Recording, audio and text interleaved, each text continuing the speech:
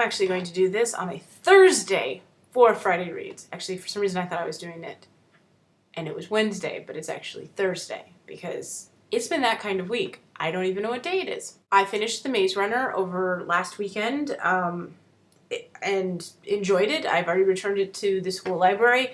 It definitely got better after like those first 50 pages. And yeah, I'm intrigued enough to continue the series, not necessarily to go out and get the next one right now. I can hold off. I put myself on a waiting list at the school library to get Divergent once it comes back in, because I also want to read that, because that's also going to be a movie coming up soon. And, you know, I try to read the books before the movies. Sometimes it happens. I forgot to mention in my last Friday Reads that I was actually not just reading The Maze Runner and then finished The Historian. I also was reading Franny and Zooey by J.D. Salinger.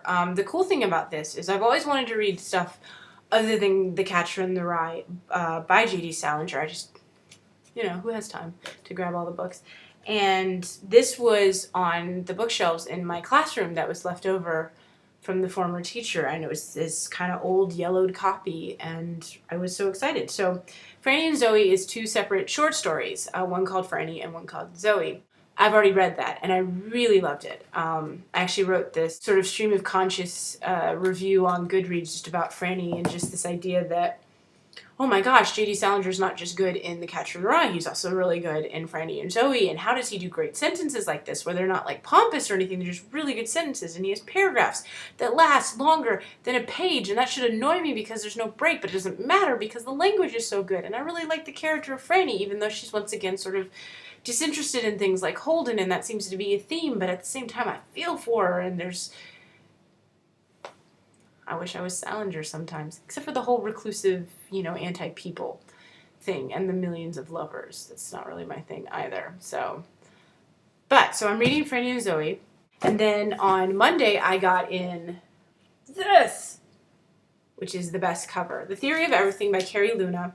I love this cover, it because I'd read the book before. It's perfect for what this story is about. So my students asked me about it, and it's about a girl who loves 80s music and 80s clothing and has hallucinations of, you know, among other things, pandas, and then she's a shaman panda named Walt, and it also includes string theory.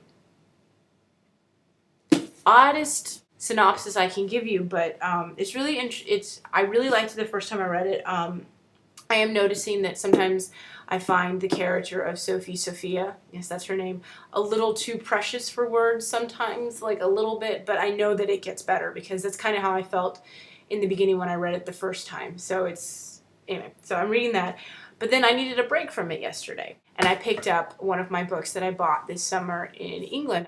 Picked up Dr. No, which I'm a little bit in, obviously, if you don't know, it's James Bond.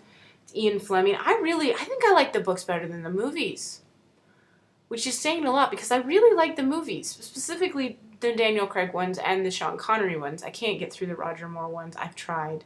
I've seen the Pierce Brosnan ones. They're so campy, and I haven't tried the Timothy Dalton ones yet.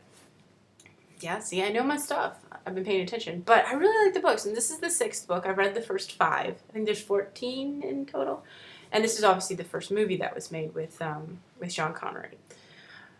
But it's really, really good. And it's, I don't know, when I get into the language, I'm just like, I always feel like I'm at home because I know this world and I know how things go. And it's just really cool. I love his descriptions. I mean, they call it like pulpy kind of writing, but I think he's much better than that. I think he's a really good writer. And the Bond girls are way more interesting in the books because they're not perfect. They have flaws and they have, you know, some strengths and weaknesses, which in some James Bond movies, they just have weird names. I mean, they do have names like Honey Rider. You can't do much with that. So, that's my Friday Reads. Dr. No, The Theory of Everything, and Zooey from Franny and Zooey. I mean, I don't think you can get one of the more eclectic mixes of books that I have. Although I've got some books to read actually for school as well. This is my life. It's pretty cool. So, that's my Friday Reads. What are you guys reading this Friday?